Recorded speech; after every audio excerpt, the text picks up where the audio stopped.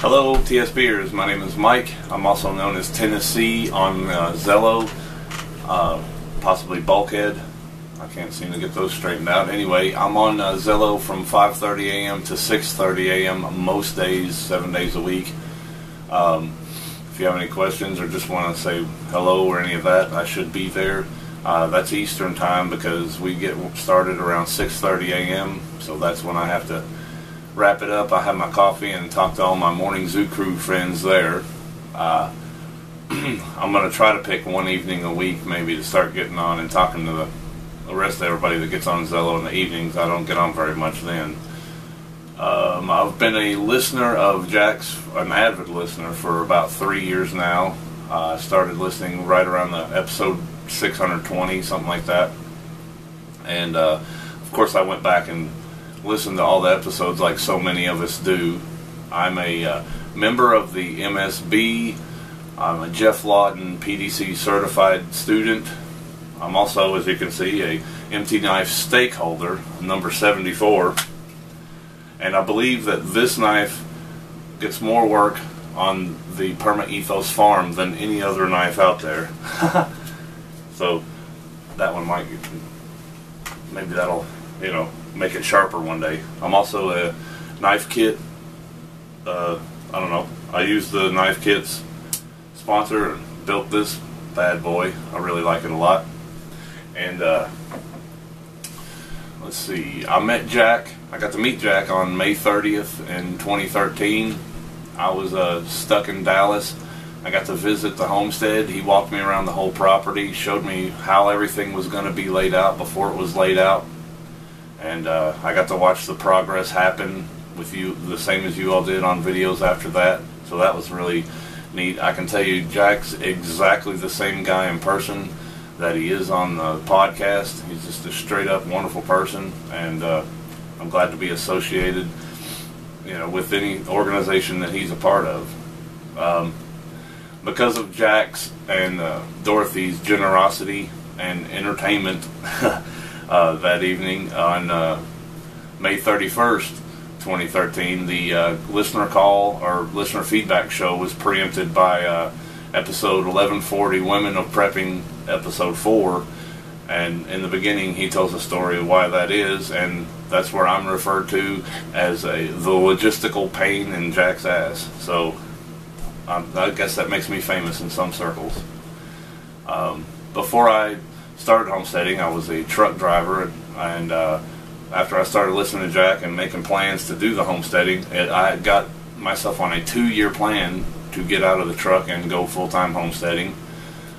Listening to everything, you know, Jack put out, listening to everybody that was introduced to me through the Survival Podcast, you know, the Joel Salton, Greg Judy, Paul Wheaton, everybody, Ben Falk,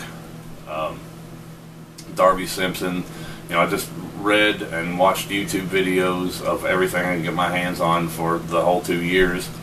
And then I finally got to come home October of last year, and I made it about 7 months homesteading. I was doing all right. I had dairy cows, beef cows, American guinea hogs, and chickens that I was moving around in paddock systems. The chickens were free range. I kind of like Joel Salton's philosophy on that, except I was able to do it because I didn't have 3,000 birds to manage. My chickens, they had to survive the heat of winter. They had to survive the the heat of summer, the cold of winter. They had to survive without supplemental light. They had to survive without supplemental heat. I never fed them, and they had to give me eggs and survive predators to be called my chickens.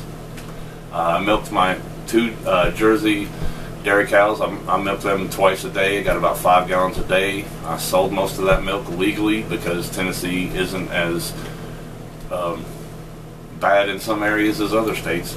It's just as bad in others, you know, but that was one thing we had going for us, was the freedom to farm, basically.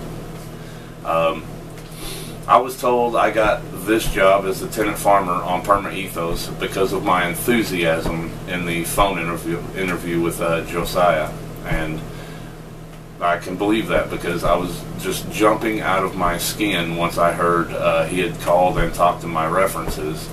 And from the time between the phone interview and when he finally let me know that I got the position was probably the worst 48 hours of my life. I think I was actually more happy just to have an answer than I was that the answer was yes. So I really, really, really wanted to be here, and I plan to demonstrate that from sun up till dark 30 every day the whole time I am here. I live in a tiny home. I'll probably give you more of a tour of this when I get a little more settled. And when I got to the farm, Kevin, Charlie, and their wonderful wives and families were all here. They were super warm and welcoming, very inviting. We just had a great time with them, getting to meet them and hearing their vision. And it was nice to be in the room with other stakeholders. It was, nice to be around well-identified, like-minded people in such numbers. For me, that was the first time, with everybody, which I guess it wasn't that many people, but it was more than I'd been in the room with. And like I said, I get off Zello at 6:30. I work from about 6:30 to 7:30 p.m.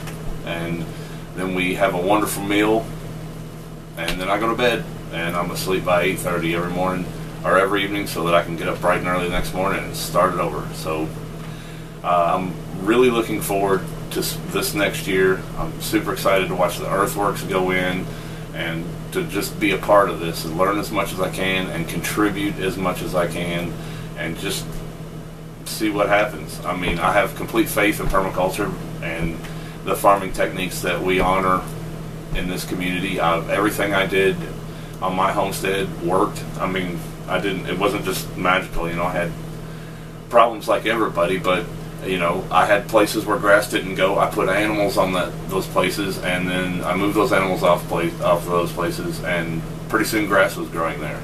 And so all these principles seem to work the same. You do it the way you're supposed to, and it happens the way it's supposed to. So I'm looking forward to gaining the invaluable experience that this brings, and I hope as many of you all will get involved with PermaEthos as you can. And I look forward to meeting and talking to any of you that care to. Thanks.